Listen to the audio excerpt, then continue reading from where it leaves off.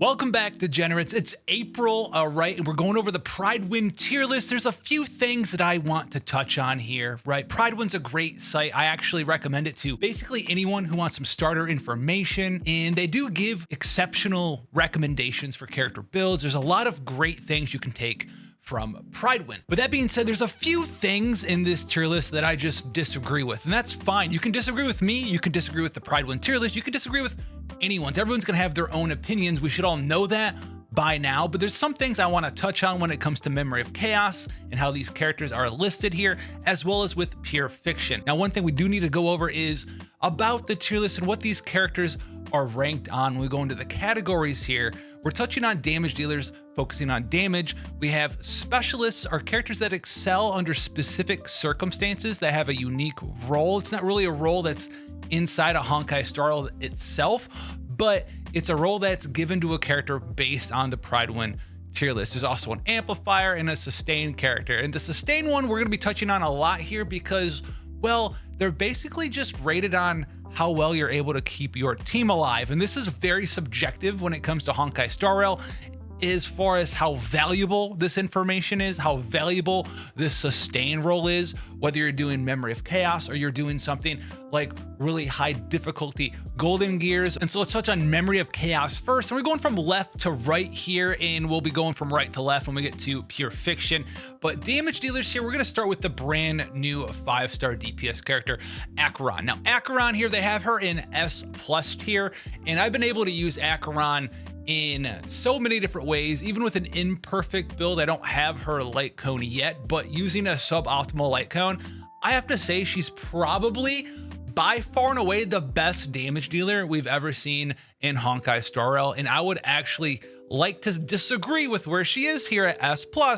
She's got to have her own god tier. She's got to have her own god tier category. She is just that strong right now. And the reason why I put her in god tier is she's strong right now, and we really don't have a lot of supports that are specifically made to make Acheron even better, right? And what do I mean by that? Well, for example, here we have the Grand Kafka here. Kafka got so much better when someone like Black Swan came into existence, right? We don't really have anyone for Acheron yet. A lot of the teams that you're going to be using Acheron with involve using Pela, who is a fantastic character, as well as someone like Silverwolf. But Silverwolf, as great as she is, and she's a fantastic character, Silverwolf's debuffs are all single target focused, whereas Acheron really wants you to have to maximize her damage debuffs on a bunch of different enemies. And we don't really have someone that can do a bunch of defense breaks or resistance downs for a bunch of AoE circumstances like Acheron really wants to have access to quite yet. And still, even then, she's insane. So she's gonna just, if she's an S+ tier right now, she's gonna be in God tier eventually when a character like that is released. Now, we talk about Dan Heng and the Imbiber, the Dragon Dan, as we like to call him here, or Jing Liu. Awesome, fantastic characters, also S+ tier. But Acheron, I'm gonna have to put her in her own tier, her own ranking. As far as the damage dealers goes, we Dr. Ratio S, Jing Wang S, Xing Kui, listen, all right, they have the RNG here. She's either going to be exceptionally strong for some of your runs, or some of your runs she's just not going to be the greatest thing ever, right? But still, S tier, I can agree with that as well. Sayla, fantastic in a single target role, or in some circumstances where you can get some resets on her, she gets even better. And then I am going to disagree when it comes down to Blade here. Now, they have Blade down in A tier, and I've been able to use Blade quite a bit playing on other accounts. I don't have him on my account, but I've been able to use him on a lot of you guys' accounts out there. And Blade, listen, when it comes down to doing damage with Blade, I don't know if he's down in A tier because, he gets better with certain characters. They don't have the little synergistic icon on Blade, but man, he just does so much stuff, and you can kind of just slot him into a lot of teams in a lot of circumstances, and he just wrecks stuff. I would actually put him up in S tier. He's just that strong. Clara as well. Now, Clara does have some downsides. I'd probably keep her in A. Sometimes, based on what you're fighting, she can feel like an S tier if you have a team specifically built around your Clara, where you use her as your mitigator tank of sorts, where you use her with someone like our lovely Lynx, who you can't see here quite yet, but she can be hit or miss between A, between S. There's going to be some encounters where enemies just take their turns buffing themselves, right? And you're wasting cycles and you're not really clearing it as fast as you want to. You're wasting cycles that way. But then there's some fights where the enemies just will be hitting AoE or hitting your Clara over and over and over again, and you have a build or a team comp built around her, and she's able to just have her ult up basically infinitely and indefinitely, and she does a ton of damage that way. So Clara, pretty cool there. I can see them moving down Argenti because, well, if you're not fighting physical weak enemies, Argenti can kind of fall off, etc. And for Memory of Chaos, the rest of this stuff here, listen, I agree with all of this for Memory of Chaos, all right? So the C's and the D's, that's just where we're gonna be there. Now let's go over to the specialist tier here, and let's talk about Kafka in the S+ tier. Now we have Kafka in S+ versus Black Swan as well as Topaz in the S tier. And this one's a little weird for me because yes, they all have this synergistic tag, right? Where you want to, if we go up here and note, characters whose power dramatically increases when one or more specific characters accompanies them on their team, which is really weird that they don't do that for Blade, but you know, I digress, but they'll do it for Kafka as well as Black Swan and Topaz. So we have Kafka up in the S+ tier, but not Black Swan. Now, Black Swan can be used in so many different teams that I would put her up in the S+ tier. You can use her with Acheron, who's in S+ tier, here on the Prydwen tier list, but not Black Swan. I don't understand how we can put Kafka there, the character who gets the benefit of having Black Swan in the party, but not Black Swan, who puts Kafka up here herself and can make other characters better as well. Right? She not only is someone who can be having a team built around her, but also is someone who helps you build teams around another character. So very weird to me that she's not up in the S+ tier category. Same thing with Topaz and Numi, right? Very similar thing here. If you have some follow-up attackers, this is for Memory of Chaos. Listen, S tier, S+ tier, gonna be a good time no matter what you do, right? You have the Doctor ratio, you have the Topaz, you have the ability to put Topaz in a Clara team as well. She's got a lot of characters that she works really well with, so she's pretty fine there as well. Then we also have Luca as well as Sampo and Zui. Now, Luca, I don't want to say too many things bad about Luca or too many things. I don't want to overhype or oversell Luca here, right? When it comes to this tier list, he's pretty great. A lot of players will be using their Luca with their Kafka, and he does fantastic things there as well. If you're building an agility focused Black Swan damage over time, right, dot focus team, you're gonna get benefits out of your Luca, you're gonna get benefits out of your Sampo. And then we have the Quantum Destruction character. She's, you know what, I'm just gonna leave her right there. She's fine. But let's talk about the big one that I can't do it. Now we have Well in the B tier. Okay, Well in the B tier. And if you paid attention, he's B tier in both, but we're not talking about pure fiction yet. Well is very good. Now there is a little bit of a downside, right, to Well with the slow based on what you're fighting, because if you're knocking enemies back in their turn order for cycles and you're knocking them into another cycle, but your team's relying on them being able to recover their break gauge so you can re-break them for more damage and more break effect characteristics like that, that can be seen as a downside. If you're revolving and using Well in something like a Clara team, which you probably wouldn't do, similar downsides there as well, where if you want the enemy to hit you, but you're putting them in another cycle so they can't hit you, you're kind of wasting a little bit of damage, wasting a little bit of potential, maybe making the game a little bit harder for yourself there. So that could be a downside there as well. However, there is also an upside to that where you can almost visualize Well as sort of a fake sustain character on top of that because of the speed down, where the enemies aren't going to hit you as many times. Maybe you can fit Well into one of your more hyper aggressive teams, where you can utilize your Well and utilize the ability for the enemy to be pushed back into further cycles so they don't hit you. So you don't really need to worry about sustain as much if you're trying to min-max in certain circumstances. I would definitely put Well, I'm not going to say anything crazy like, oh, he goes into S+ tier or S tier. I would just move him up one into A tier. Right there. All right, Gwyneth is also a fantastic character, and you could make the argument, right? Maybe she should be in A tier. Maybe she should stay in B tier. If you put her in A tier and you put Well in A tier, there wouldn't really be anyone in the B tier, but I digress about that. We also have the one that I want to talk about here now, Fire Trailblazer. Fire Trailblazer in the C tier. Now, when it comes to like really high level Memory of Chaos stuff, if you're trying to use your Fire Trailblazer as like a sustained character, which is not where we have Fire Trailblazer in the Prydwen tier list. We have it in the Specialist tier list. You got to build your Fire Trailblazer the right way. You have to, be pretty fast, some defense as well. And really, this character should have the synergistic tag now. Because, yeah, if you're not using your Fire Trailblazer with Acheron, sure, keep him in C tier. However, if you're using your Fire Trailblazer with your Acheron, oh, his Fire Trailblazer is so good for Acheron. You throw the LC on that gives fire burn, right? When enemies attack your preservation character, that's fantastic. They have the AoE provoke. That counts as a debuff as well. That's going to give you stacks for your Acheron too. So if you're doing a hyper-focused team, you get a little bit of mitigation. You get a little bit of that taunt to help mitigate as well. For the big AoE attacks, right? Not going to help you too much there because the shield is so pathetic on the Fire Trailblazer. But if you're using Fire Trailblazer with Acheron, it almost is an entirely different character as far as a specialist goes. They do pretty decent break damage as well, so they can help mitigate damage that way.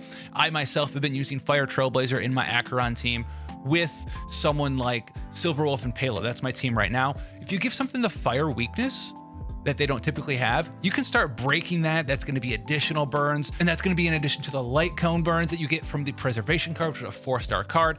And then you have the taunt as well. So that's going to be a lot of debuffs that you can just give to your Acheron. And that taunt in situations where there's like 4 or 5 enemies, you taunt them all, that's going to give you a stack. And then if you taunt them in the right turn order, which is very important to have the Fire Trailblazer to go before the enemies, they're all going to hit the Fire Trailblazer, and each time they hit them, they're going to take a burn, and it's going to give you another stack on Acheron, which is insane. It's basically use 1 skill point, get 5 stacks for your Acheron's ult. It's absolutely crazy down there.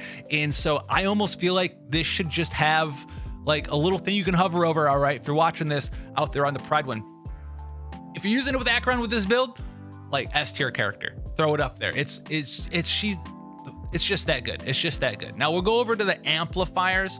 Listen, all right, I'm not making an argument against Ron May and Sparkle being an S+ tier. That's fantastic. Silverwolf being only an S tier. Silverwolf's just so good. The defense breaks are fantastic. The ability to have the random debuffs are fantastic. The synergy with Acheron is amazing.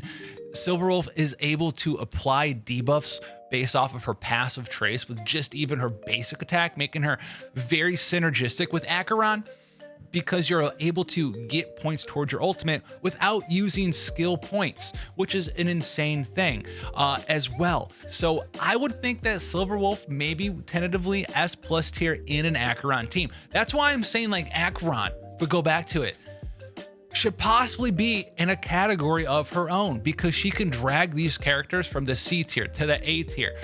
She can drag characters up a tier list just because she is that influential for these characters to build around her, because they're that much better with Acheron in your party. Bronya at S tier.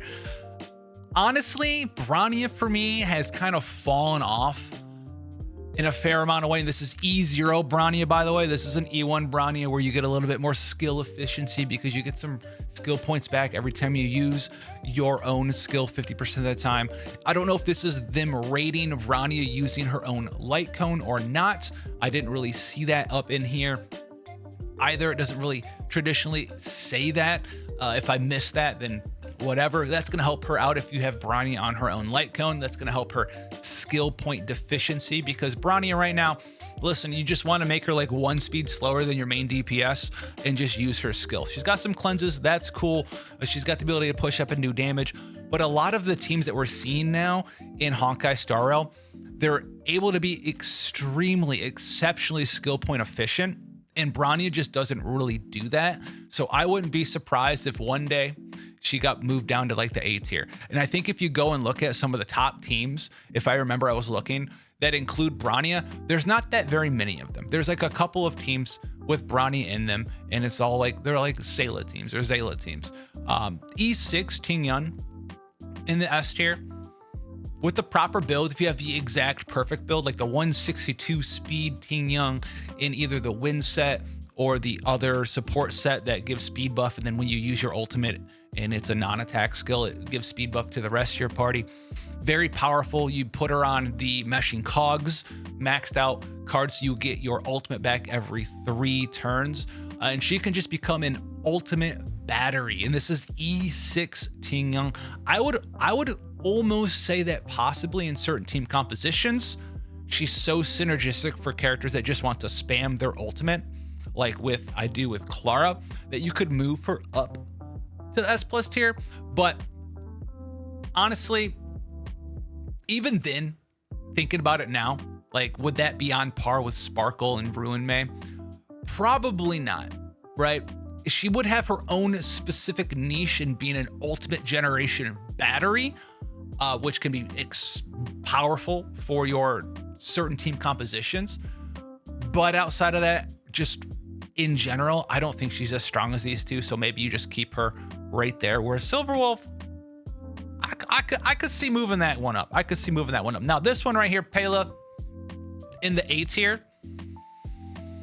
This is some heresy. All right, listen, defense breaks and stacking defense breaks in this game are amazing. So you have someone like Silverwolf who can defense break, put Pela in there as well. You're doing the Lord's work for damage on your team. I would put Pela up into the S tier in a lot of different circumstances. And then if you're using Pela once again with Acheron, you just got to put the light cone on that allows you to apply an additional defense break on your skills or your basic attacks. And all of a sudden, Pela becomes an absolute monster, especially in situations where there's multiple enemies, because when an enemy dies, Pela gets her ultimate generation going from her passive traces, and you're able to apply stacks without using a skill point, and you're able to just do so many crazy things with Pela in an Acheron team, or just Pela in general. She buffs up so much damage for your team that I almost feel like she's an A tier, because if they didn't have her in A tier, they wouldn't have an A tier. But I have a solution for that, and that's because Asta, listen, we're talking about Memory of Chaos right now. Cycles matter. You can't tell me that putting Asta, right? You can't tell me putting Asta on the artifact set that gives your team a speed buff, and then having Asta who gives your team a flat speed buff on top of that, who also can give you, this is E6, mind you, by the way, extremely skill point efficient, doesn't use that many skill points, giving massive speed buffs to your team so you have faster turns and more cycles and more actions during these cycles, I should say, in Memories of Chaos isn't at least A tier. And that's not even talking about her ability, against fire weak enemies to fire break them and push them back. This is strictly speed attack buff with additional speed from the right setup. And then you can even triple down on that because she's so skill point and energy efficient at E6. You give her the LC that gives your team combat readiness increase.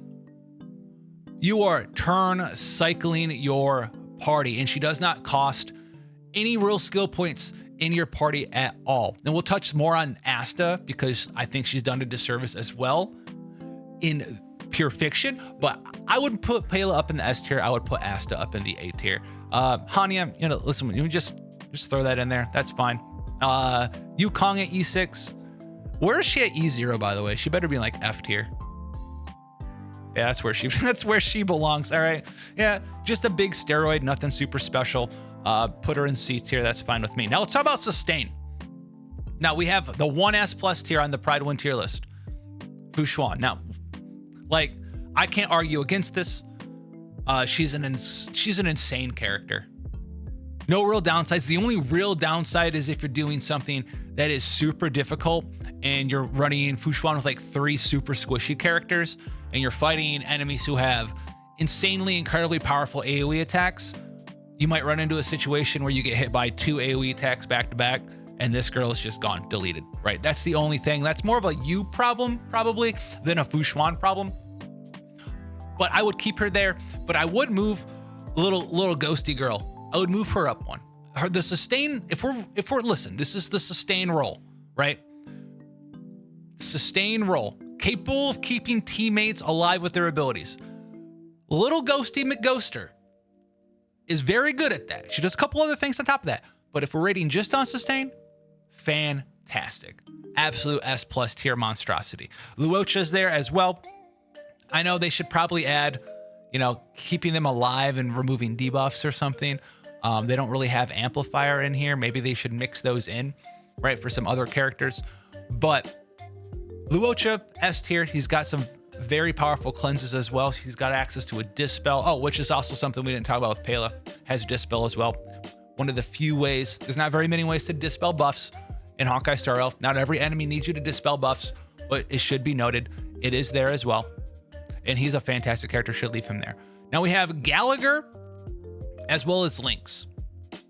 Now Gallagher and Lynx. Now Lynx, I use Lynx in my Clara team. However, outside of my Clara team, I don't know if I'd ever use Lynx. Now Lynx does have the taunt up if you use your single target heal on a destruction character or a preservation character. That's fine. There's not a ton of characters who really care about that effect, right? That March 7th shield effect that everyone ran back in the day. March 7th Clara, super cool. I use Lynx over March 7th with my Clara because I don't like freezing things on my Clara team because I want to get hit in the face. And freezing things is just wasting turn order, wasting cycles. Not super cool. I basically don't have a March 7th ultimate with Clara. Lynx's ultimate, a little bit of healing, right? Trace passive, get some healing over time. That's fine. And then she does have that cleanse on her ultimate as well. Outside of that, she's basically like Natasha 2.0. She's like a slightly better version of Natasha, right? And I could leave her at A. Whereas Gallagher, listen, this is E6 Gallagher we're talking about. This isn't like E0 Gallagher. This is E6 Gallagher, getting very important, like free energy when you enter combat. A lot of cool stuff there. He's basically Luocha Jr. Okay, he's like Luocha Jr. And it does look like they just moved him up from B tier to A tier. I'm not going to say that Gallagher in Memory of Chaos is on par with E0 Luocha, but like you give him like an A+, right? He's pretty cool. And then if you also keep in mind, pair him up with Acheron, he's a sustained character who has access to a debuff for you to give stacks towards your ultimate. Maybe get him a little synergistic tag. I know making tier lists where like, oh, these characters work well together, if it's difficult, but if we're doing that already, we're having a tag for synergy. Maybe we could expand on that. Maybe we could just have this tag, hover over it, and it would say, we rate this character A tier with Acheron, or, this character is A tier with whatever character, right? Just for a little bit more context for players to understand. We understand what the tag means, but we don't understand why it's there at first glance, right? If you're not able to break this stuff down in and of yourself. Bailu, I've used Bailu for so long because I didn't really have access to anyone else on my free-to-play account. She's fine. She's B tier. Doesn't have access to a cleanse. She does have some damage mitigation. She does have a lot of healing throughput or whatever, but not to the likes of sustain like Fu Xuan or Hua, Mr. Ghost Girl, or Luocha, or even like Gallagher, honestly, at this point. She's probably got more healing than Lynx does, but not really into the utility. And then Gepard here, this is for Memories of Chaos, but man, if it's not one of the easiest ways to cheese higher difficulty levels for the first time as you're coming up and trying to do higher difficulty Memories of Chaos, or even like, I know this is the MLC tier list, but even like Golden Gears or Swarm at higher difficulties, the right Gepard build, right? High defense, a little bit HP, a little bit effectiveness, so you can land those freezes and stuff, and some energy recharge. Those big shields, it feels like you're cheating. And a lot of the times it feels like a necessity, right? Unless you get like the perfect runs in some of these instances for some of these kinds of content we're doing out there. Having him in B tier, I think is just like a fucking mistake at this point. I would at least put him up in A tier, right? If we have Lynx in A tier, but not Gepard. Listen, Gepard can hit his ult like one time and be worth like 3 rounds of Lynx healing. Okay. All right. And that's not even talking about, oh, hey, there's a character where debuffs matter. Remember how we were talking about how great the Fire Trailblazer is with Acheron? Yeah. So is Gepard. Gepard's a monster. freeze things, more mitigation, right? We don't have the taunt, but we have the freeze. That's a stack. We can still wear the burn light cone. That's a stack. You want giant actual shields instead of the little tiny bitch ones from Fire Trailblazer? Yeah, how about we get like double your HP? All right, he should at least be an A tier synergy or something, maybe even S tier synergy with Acheron. You don't need anyone else. Just run Japard, Acheron, Pela, right? And then a Silver Wolf. Boom, that's your team right now for Acheron. It's insane. You want to get more damage in there, maybe drop Pela or drop Silver Wolf for Black Swan in there. There's a lot of crazy stuff you could do with Acheron. That's why she is a like god tier character. I don't want to go back to her, all right? This isn't a solo Acheron video, but Japard should at least be up one by himself. For MOC, Natasha, March 7th. That's fine. What are you going to do with these guys? You know, just going to leave them there. It's going to be a good time. Can we close this ad? Thanks. All right, thanks. So that's going to be that for Memories of Chaos, but let's talk about Pure Fiction now. And we went Damage Dealer, Specialist, Amplifier, Sustain for MOC. Pure Fiction, we're going to start with Sustain and go backwards because I have a big thing to talk about with Pure Fiction here. Pure Fiction, you don't really need Sustain, okay? I'm gonna throw it out there. You don't need it. You can have characters die and still get full points.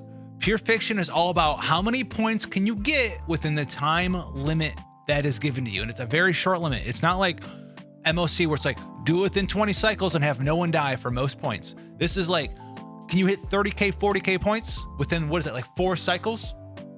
Awesome. Awesome. Do you need Sustain for that? Do you need the big Sustain like Fushuan or Ghost Girl for this?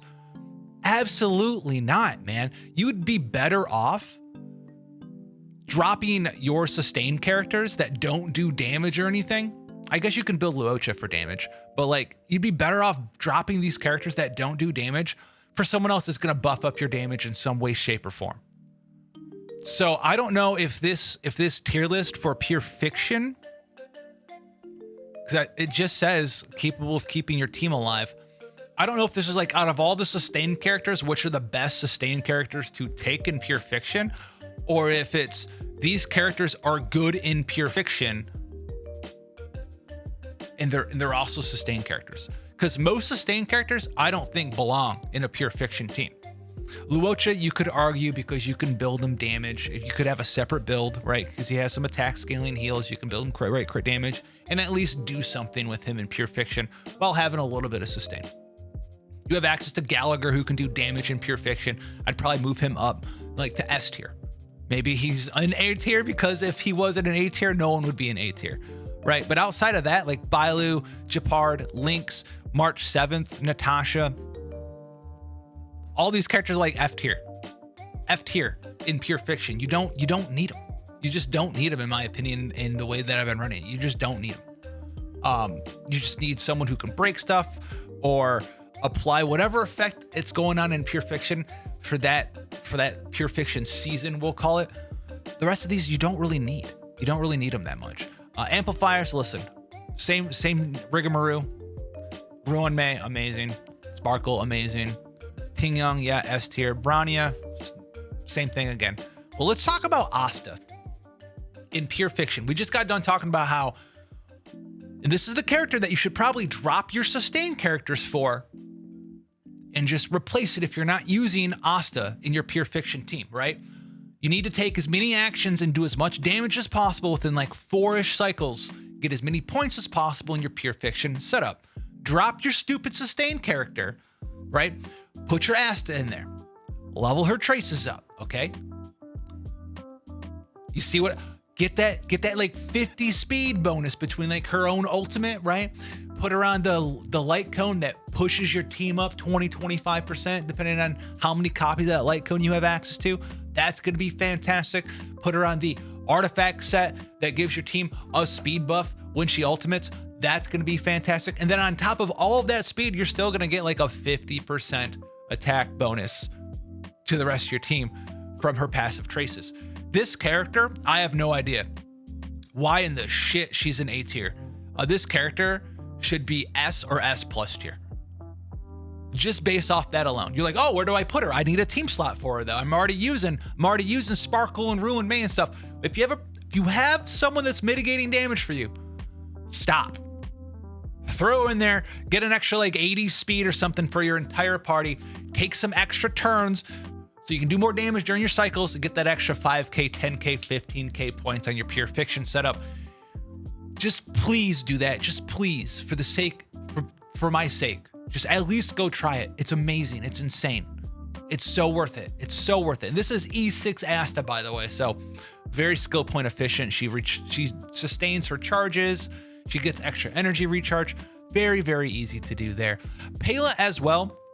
I think Pela in pure fiction is probably an S tier character. She has a trace. Her passive trace gives her energy back when things just die.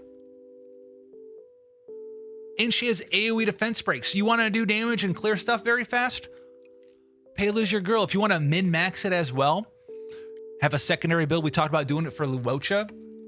Build her for a little bit of damage. You're just gonna be ulting things nonstop anyway, right? Throw that in there. Have like a really fake Herda that just defense breaks for you, and then your Herda smacks everything. We'll get the Herda in a second. So these two characters, listen, I know if we didn't have them in here, there wouldn't be an A tier. I don't care. This one should probably be S or S plus tier. This one's at least S. All right. Hanya, Yukong, Silverwolf.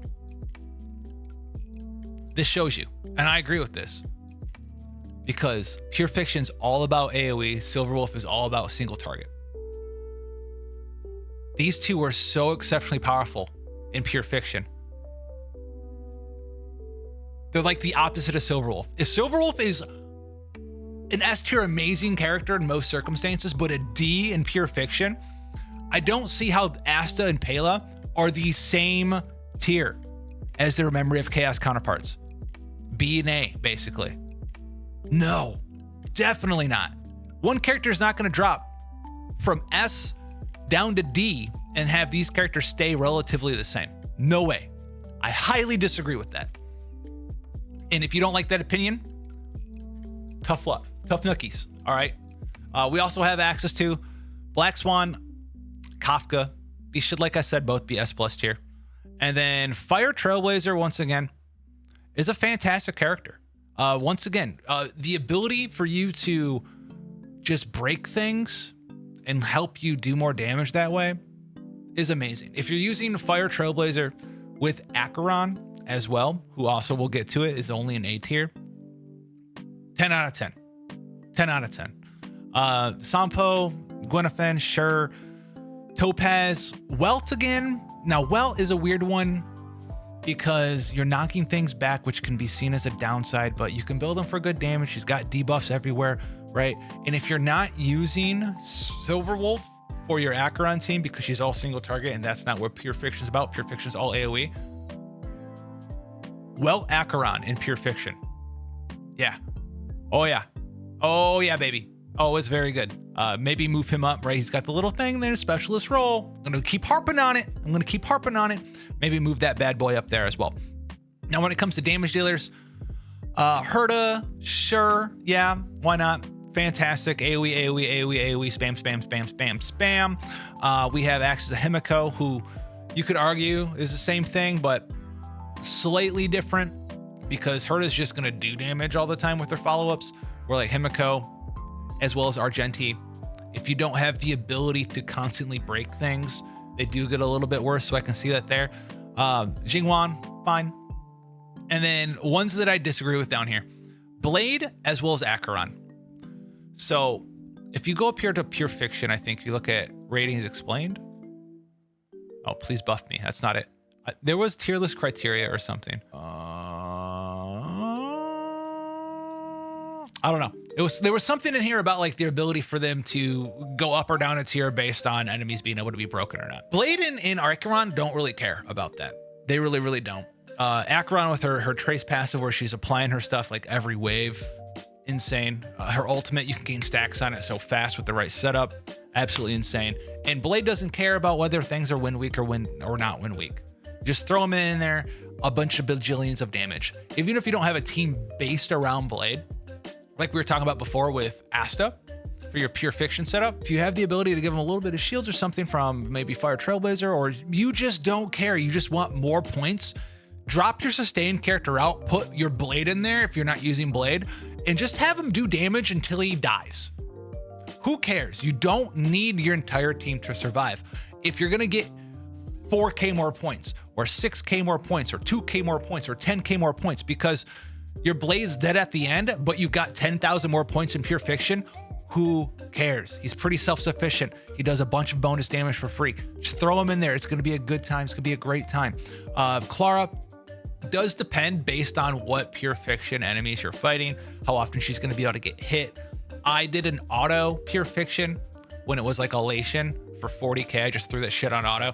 And I mean, that was an S+ tier Clara team, right?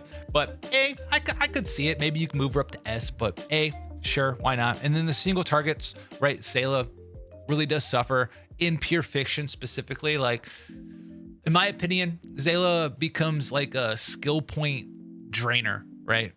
Basic attack's not strong enough to kill a lot of things, so you need to use your skill to get the reset, and you just start running out of skill points. She can be A or S, depending on like how many skill points you can have. I would leave her an A, right? You could use her with someone like Sparkle, so you don't have skill point deficiency problems as much, but I leave that right there as well. And you can kind of see their sort of idea of like, this is probably why she's down here a little bit more, not in S tier, because, you know, Dragon Dan is going to run into that as well. Yeah, he's got the ability for you to just set him up to do big AoE by dumping skill points into him. But when the enemies just instantly respawn when you do that, you need to be able to generate all of those skill points back up for your Dan to do AoE big damage again.